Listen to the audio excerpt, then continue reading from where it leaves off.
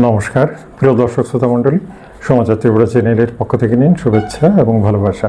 আমি doctor SP. Goswami আপনাদের সামনে এসেছি হোমিওপ্যাথি নিয়ে আলোচনা করব। হোমিওপ্যাথি সকলেই শিখছেন, আমি দেখতে পাচ্ছি অনেকে তো ডাক্তারই হয়ে গেছেন। সত্যি এটা আমার কাছে সত্যি আমার কাছে অন্তত সারপ্রাইজ যে ভিডিও দেখে অনেক কিছু জেনেছেন, অনেক লোক কিন্তু ভালো চিকিৎসা করতে পারছেন। কেন বলছি? ফ্যামিলি ট্রিটমেন্ট, বাইরের কারণ নয়। ফ্যামিলিতে মনে করেন বাচ্চার অসুখ বা দাদু দিদিমার অসুখ, তো সেখানে আমার ভিডিও দেখে দেখে ওষুধ দিয়ে অনেকে কিন্তু তাদের সুস্থ রাখতে পারছেন। এটা কম কথা নয়। ইউটিউব ভিডিও দেখে যদি এরকম একটা উপকার পাওয়া যায় সেটাকে কম কথা হলো? মোটেই না। তো আজে বাজে ভিডিও দেখাচ্ছে, এগুলো দেখা অনেক ভালো, কারণ বাঁচতে তো হবে। হ্যাঁ, আর সবচেয়ে বড় কথা হচ্ছে যে চিকিৎসা বিজ্ঞানটা বড় জটিল। আপনি অন্যের উপরে যখনই নির্ভরশীল হবেন তখন উনি যে একেবারে পারফেক্টলি আপনাকে আপনার সমস্ত কিছু বুঝে চিকিৎসা করবেন, সেটা খুব বড় পদবিযুক্ত ডাক্তার হলেও দেখেছেন তো অনেক সময় হয় না। অনেক নামী ডাক্তারের কাছে অনেকেই গেছেন, টাকা পয়সা প্রচুর, ফিস বেশি দেওয়া হয়েছে, তারপরেও দেখা গেল কিছুই হলো না। অ্যাসিডিটি, গ্যাস, এগুলোরও সামান্যতম পরিবর্তন হলো না। তখন অনেকের দুঃখ হয়, কিন্তু তারপরেও ঘুরে ফিরে যেতেই হয় তাদের কাছে। বুঝতে পারছেন তো? তো এরকমই চলছে। কিছু করার নেই। কারণ যার ভাগ্য ভালো উনি ভালো হচ্ছেন, যার ভাগ্য ভালো না উনি তো ভুগছেন। বেলু টেলু দেখানো হয়েছে, লক্ষ লক্ষ টাকা খরচা করা হয়েছে, তারপরেও রোগী সুস্থ না। আর তার চেয়ে মজার কথা হলো টেস্ট রিপোর্টে দেখা গেল সব ঠিক। এরকম পেশেন্ট আমার কাছে প্রত্যেক দিন আসেন যাদের টেস্ট রিপোর্টে কোনো দোষ নেই, অথচ রোগে ভুগছেন। তো এরকম পেশেন্ট আমার এখানে প্রচুর আছেন যাদের আমি চিকিৎসা করছি, এবং কিছুদিনের মধ্যেই দেখা গেল তারা সুস্থ। তাহলে বুঝতে হবে যে কিছু কিছু ক্ষেত্রে বোধহয় অ্যালোপ্যাথি একটু প্রবলেমে পড়ে যায়, ভালো হয় না, হতে পারে, ইট মে বি। তারপরে আমি কখনো বলি না বা কখনোই বলবো না যে অ্যালোপ্যাথি কিছু না। অ্যালোপ্যাথি যথেষ্ট শক্তিশালী বিভাগ, এটাকে অবহেলা করা যায় না। এটার উপরে ফার্স্টলি আমাদের ডিপেন্ড করতেই হবে। ফেলিয়ার হলে অন্য কথা। হোমিওপ্যাথিতে যান, আয়ুর্বেদিতে, যেটা দিয়ে ভালো হওয়া যায় তাই করুন, কিন্তু তাই বলে ছোটো ভাববেন না যে অ্যালোপ্যাথি পারবে না বা তার ক্ষমতা নেই, এটা নয়। অ্যালোপ্যাথি সব পারে। এই জন্যে বলছি যে প্রত্যেকটা ব্যাপারে মানুষকে উঁচু চিন্তা করতে হবে, ওটার মনটাকে উঁচু রাখতে হবে। কাউকে নিন্দা করতে নেই, সবার গুণ আছে। মানুষের মধ্যে দেখবেন সকলেরই কিছু না কিছু গুণ আছে। এই পৃথিবীতে কোনো মানুষের দোষ নিয়ে জন্মায় না, গুণ আছে তার, সেটাকে খুঁজে বার করতে হবে। দোষ গুণ নিয়েই মানুষের জীবন। এজন্যই প্রত্যেকটা মানুষকে সমান দৃষ্টিতে দেখা উচিত, কাউকে অপরাধী ভাবা ঠিক নয়। আর এজন্যই আমি বলবো যে আমার দৃষ্টিতে, আমি একজন ডাক্তার, আমার দৃষ্টিতে সবাই সমান আমার কাছে। আমি শুধু একটা জিনিসই দেখব যে আমার পেশেন্ট, এজ এ পেশেন্ট, তার কোনো দোষ আমি দেখব না। আমি দেখব সে আমার পেশেন্ট, তাকে আমার সুস্থ আমার করা উচিত, এবং সবাই আমার কাছে এই জন্যে সমান। দেখুন, হোমিওপ্যাথি আমি কেন আপনাদের পুঙ্খানুপুঙ্খভাবে শেখাতে চাইছি। এখন ওষুধের নামগুলো পরিচয় করা যাচ্ছে, কী করব। গত 1 মাস 2 মাস থেকে আমি ওষুধের নাম, ওষুধ কোনটা, কোন রোগের ওষুধ, সেটা জানাচ্ছি, কারণ এটা জানা খুব দরকার। বলতে গেলে এটা মুখ্য, বুঝতে পারছেন? এটা মুখ্য, কারণ এটা সম্পর্কে আপনি যদি না জানেন তাহলে আপনি কি ডাক্তারি করবেন, কি শেখাটাও হলো না, আনকমপ্লিট। আর অনেকে ভাবেন যে হোমিওপ্যাথিতে অ্যানাটমি জানলে বোধহয় আরও ভালো। জানেন তো, এটা অ্যালোপ্যাথির ব্যাপার। অ্যানাটমি, শরীরের ভেতরে স্টমাকে কী আছে, হার্টে কী আছে, ছবি টবি দেখে একবারে বুঝে নিলে এনে এসে। হোমিওপ্যাথিতে এটার অ্যাকচুয়ালি কোনো ভ্যালু নেই। অল্প স্বল্প জানা যায় সেটা পড়েও জানা যাবে, কিন্তু একেবারে অ্যালোপ্যাথির মতো কেটে চিরে ভেতরটা দেখে কোনো লাভ হবে না। অ্যালোপ্যাথিতে ওটা করা হয়, অ্যানাটমি করা হয় এই কারণেই যে অনেক সময় এগুলো রিপেয়ার করতে হয়, ডিসপ্লেস করতে হয়। তো সেটা করতে গেলে তো আপনার নাড়াচাড়া করতে গেলে, প্র্যাকটিক্যাল ওয়ার্ক যেটাকে বলা হয়, সার্জিক্যাল ব্যাপার বলুন, সার্জারি বলুন, এগুলো প্র্যাকটিক্যাল ওয়ার্ক। একটা কিছু তৈরি করা, একটা কিছু ঠিক করা, তো সেটাকে তো হাতুড়ি কাঁচি এগুলো নিয়ে লাগতেই হবে। কিন্তু হোমিওপ্যাথিতে তো ওটা নেই। হোমিওপ্যাথি হচ্ছে আপনার জ্ঞানটা হচ্ছে অস্ত্র, আর প্রয়োগটা হচ্ছে আপনার চিন্তা। এই দুটো জিনিস দিয়ে আপনাকে রোগ ভালো করতে হবে, এবং এটা এত পারফেক্ট যে অনেক সময় অ্যালোপ্যাথিক ছুরি কাঁচি এই ডায়াগনোসিসের কাছে হার মানে। এই জন্যেই তো হোমিওপ্যাথি এটার জুড়ি নেই। আসুন, আমি প্রত্যেক দিনই আপনাদের নতুন নতুন ওষুধ সম্পর্কে জানাচ্ছি এবং সেগুলো সম্পর্কে পরিচিতি দিচ্ছি। আমি আগেই বলেছি যে ওষুধ অনেক, 1, 2, 3, 4, 10টা 20টা ওষুধ বলেছি, কিচ্ছু না, এটা কন্টিনিউ চলবে। আমার মনে হয় 1-2 বছরে শেষ হবে না। ওষুধের কার্যকারিতা এবং তার নাম, তার লক্ষণ, কোন লক্ষণে দিতে, এগুলো জানা আমাদের খুব দরকার। রোগ তো আলাদা, রোগ জেনে চিকিৎসা অনেকটা অ্যালোপ্যাথির মতো, কিন্তু হোমিওপ্যাথির মূল বিষয় হচ্ছে ঔষধ। ওষুধগুলোর গুণাগুণ জানতে পারলে আপনি ইজিলি সেটা খেতেও পারবেন, প্রয়োগ করতে পারবেন। বুঝতে পারছেন? আসুন, আজকে যে ওষুধটা নিয়ে আলোচনা করব সেটার নাম হচ্ছে পেট্রোলিয়াম। পেট্রোলিয়াম জিনিসটাকে জানেন, আইওসি বিওসি যেটাই বলুন, হ্যাঁ, পেট্রোল পাম্পে পেট্রোলিয়াম জিনিস পাওয়া যায়। পেট্রোল বলতে পারেন, হ্যাঁ, খনিজ তেল, গাড়ি চলে এটা দিয়ে, এটাই তো পেট্রোলিয়াম। আচ্ছা, আপনারা দেখেছেন দোকানে গিয়ে মেয়েরা বলছে আমাকে একটা দিন, পেট্রোলিয়াম জেলি, ভেসেলিন যেটাকে বলা হয়, ভেসেলিন। এটা পেট্রোলিয়াম জেলি থেকে তৈরি। পেট্রোলিয়াম জেলি মানে পেট্রোলটাকে দেখবেন অনেক সময় আপনারা লক্ষ্য করে থাকবেন, কোনো পাত্রে মনে করুন পেট্রোলটা বেশ কিছুদিন থেকে আছে, অনেক সময় দূর থেকেই দেখা যায় যে পাত্রের নিচে দেখবেন ঘন সরের মতো একটা জিনিস দেখা যায়। হ্যাঁ, পেট্রোলিয়াম জেলিটা তৈরি হয় অটোমেটিক, ওই এটার একদম নিচে দেখা যায় জেলিটা দেখা যাচ্ছে, হাত দিলে আবার মিলিয়ে যাবে, বাট এটাই জিনিস। তো এই খনিজ তেলের যে গাদ যেটা, এটাই পেট্রোলিয়াম। বুঝতে পারছেন তো?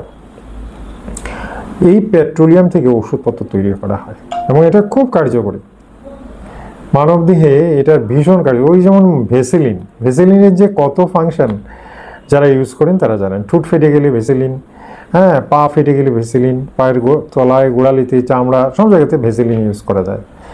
হ্যাঁ, ভেসেলিন পেট্রোলিয়াম জেলি ইউজ করা যায়, ভেসেলিন লোশন আছে, অনেক কিছু আছে। তার মানে এটা স্কিনের উপরে খুব কাজ করে, আর বিশেষ করে স্কিন মানে ড্রাই স্কিনে বিশেষভাবে ইউজ করা হয়। আচ্ছা, এটা তো ভেরি কমন জিনিস, অর্থাৎ এক্সটার্নাল ইউজ যেটাকে আমরা বলি, বাহ্যিক প্রয়োগের মলম আছে, পেট্রোলিয়াম মলম আছে, পেট্রোলিয়াম জেলি আছে, আয়ুর্বেদিক বলুন, অ্যালোপ্যাথি বলুন, হোমিওপ্যাথি, সব জায়গাতেই এটার জেলি পেট্রোল মানে মলম আকারে সব কিছুই আছে। তো এটা অনেকে বেশিরভাগ ক্ষেত্রেই পেট্রোলিয়ামটা ওই স্কিনের ড্রাইনেসটা দূর করার জন্য ইউজ করে থাকেন। আসল এই পেট্রোলিয়াম যে কত শক্তিশালী ঔষধ আজকে বুঝতে পারবেন, কারণ অনেক দুরারোগ্য রোগ কিন্তু এটা সারাতে পারে। তার মধ্যে প্রধান হচ্ছে সোরাইসিস রোগটা আপনারা জানেন। সোরাইসিস এক ধরনের স্কিন ডিজিজ, হ্যাঁ, শুকনো ড্রাই স্কিনের ওপরে অনেক জায়গায় স্প্রেড করে, দাদের মতো, অনেকটা দাদের মতোই বলতে পারেন। দাঁত হয়ে গেলে যেরকম চামড়াটা কীরকম হয়ে যায়, বিচ্ছিরি দেখায় এবং অল্প অল্প আঁশ উঠতে থাকে, মাছের আঁশের মতো আঁশ উঠতে থাকে।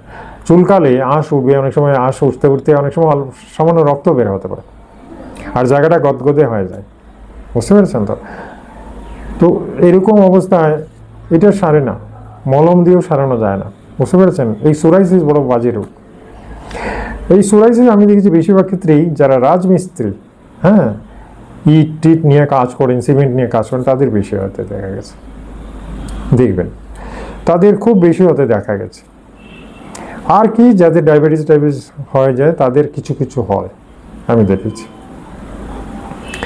তো এই সোরাইসিসের একটা প্রধান ঔষধ বলা যেতে পারে পেট্রোলিয়াম, প্রধান একদম ক্লাস 1 মেডিসিন, যদিও এর সাথে আরও ওষুধ লাগে সোরাইসিস। আমি সোরাইসিস নিয়ে আজকে আলোচনা করছি না, কেন কি এটা ট্রিটমেন্টে প্রচুর ঔষধের দরকার পড়ে। আমার এখানে অনেকেই আছেন যারা ভালো হয়ে গেছেন অলরেডি, তো সোরাইসিসের ফুল ট্রিটমেন্টটা নিতে হয় আর কি, এটা দিয়ে হয় না। কিন্তু এটা জেনে রাখবেন যে সোরাইসিসে পেট্রোলিয়াম একটা প্রধান ভূমিকা নিয়ে থাকে এবং এই ওষুধটাও লাগে, এটার সাথে আরও লাগে, কিন্তু এটা লাগে। আচ্ছা, পেট্রোলিয়াম যখন পটেন্সিতে আসবে তখন 30ও পাওয়া যায়, 200ও পাওয়া যায়।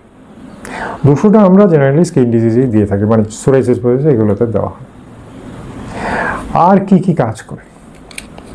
জ্বলে গেল, পুড়ে গেল, সেখানে তো জানেন ক্যান্সারিস দেওয়া হয়, পেট্রোলিয়ামও দেওয়া যেতে পারে। বুঝতে পারছেন তো, আরাম পাওয়া যায়। ঠিক আছে।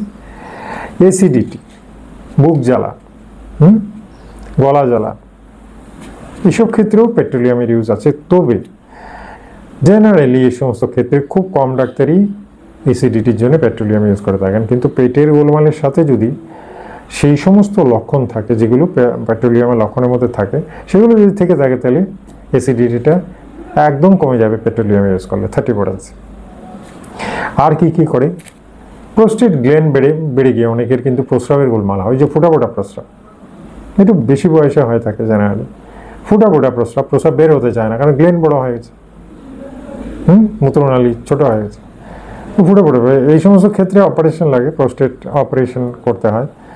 যদি রোগী স্টেবল থাকে তাহলে করা যায়, না হলে তো ওষুধ খেতে হবে। তো সেক্ষেত্রেও কিন্তু পেট্রোলিয়াম একটা ভালো কাজ করে, প্রোস্টাইটিস যেটাকে আমরা বলি। বুঝতে পেরেছেন?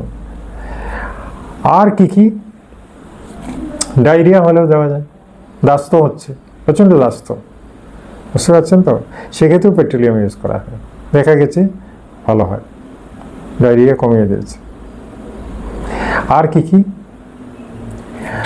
সবচেয়ে প্রধান যেটা বলেছিলাম, একজিমা, ড্রাই স্কিন, এগুলোতেই পেট্রোলিয়াম সবচেয়ে বেশি ভূমিকা নিয়ে থাকে। তাহলে সর্বোপরি যেটাকে আমি বলবো যে স্কিন ডিজিজের জন্যই পেট্রোলিয়াম সবচেয়ে বেশি ব্যবহার করা হয়। এবং আপনাদের যদি কারো এরকম দাঁত বলুন, একজিমা বলুন, সোরাইসিস বলুন, বা ড্রাই স্কিনে একদম নখ দিয়ে আঁচড়ে মানে চুলকাতে হয়, সেরকম যদি থাকে, তো সেই ক্ষেত্রে পেট্রোলিয়াম কাজ করবে। সুন্দর ওষুধ, স্কিন ডিজিজের একটা সেফ মেডিসিন বলবো, সেফ। বুঝতে পারছেন তো? এগুলো জানা কত দরকার, দেখেছেন তো? আপনারা মলম ইউজ করবেন, মলম ইউজ করা খুব খারাপ, কিন্তু মলম ব্যবহার করলে অনেক সময় ব্যাকটেরিয়াগুলো হার্ট লাংস আক্রমণ করে পরে অন্য রোগ হয়ে যেতে পারে, হাঁপানি হতে পারে, মির্গি হতে পারে, এরকম অনেক। তো সেই ক্ষেত্রে পেট্রোলিয়াম ইউজ করতে হবে। পেট্রোলিয়াম খাওয়া যায়, আর এক্সটার্নাল ইউজের জন্য পেট্রোলিয়াম মলম টলম এগুলো আছে, বেসেরিন তৈরি হয়, এগুলো আপনারা ইউজ করতে পারেন। এই জন্য বলি যে হোমিওপ্যাথিতে যে প্রত্যেকটা ঔষধ খুব কাজের, এগুলো যদি আপনারা জানতে পারেন এবং ব্যবহার করতে পারেন তাহলে মিরাকেল। অর্থাৎ ঘরে বসে ইউটিউবের ভিডিও দেখে নিজেকে সুস্থ রাখা যায়, সুন্দরভাবে সুস্থ রাখা যায়, এটা কিন্তু প্রমাণিত। আমার ভিডিও দেখে প্রচুর মানুষ সুস্থ, বলে বোঝাতে পারবো না, আনন্দ প্রকাশ করতে পারছি না, অসংখ্য মানুষ সুস্থ হয়ে গেছে। এটা অনেক গর্বের।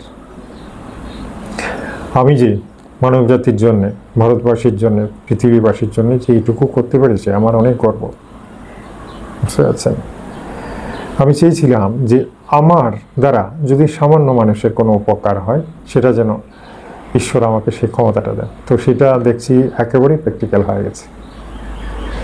তাই আমি বলবো আপনারা আমার পরামর্শ সুন্দরভাবে নেবেন, ভিডিওগুলো ভালো করে দেখুন, লাভ ছাড়া ক্ষতি হবে না, গ্যারেন্টি দিয়ে বলছি, লাভ ছাড়া ক্ষতি হবে না। বুঝতে পেরেছেন? প্রত্যেকটা ভিডিও দেখবেন, নতুন নতুন অনেক ঔষধ নিয়ে আলোচনা হবে, সেগুলো দেখবেন। সাবস্ক্রাইব করে নিন। আজকে এই প্রথম যারা আমার চ্যানেলে এসেছেন, চ্যানেলটাকে সাবস্ক্রাইব করে নিন, বেল আইকনটা কিন্তু টিপে দেবেন, তাহলে কিন্তু অটোমেটিক আমার ভিডিওগুলো, পাবলিশ করা ভিডিওগুলো আপনার মোবাইলে অটোমেটিক চলে যাবে। আর অল নোটিফিকেশনটা অ্যালাউ করে দেবেন, ঠিক আছে? এই ভিডিওটা ভালো লাগলে একটা লাইক দেবেন, এটা আমার রিকোয়েস্ট। আত্মীয় বন্ধুদের ভিডিওটা শেয়ার করেন, যাতে তারাও উপকৃত হয়। বুঝতে পেরেছেন? আগামীকাল আরেকটা ওষুধ নিয়ে আলোচনা করব, ভিডিওটা অবশ্যই দেখবেন, অবহেলা করবেন না। তাহলে আগামীকালকের জন্য বিদায় চাইছি। নমস্কার, ধন্যবাদ।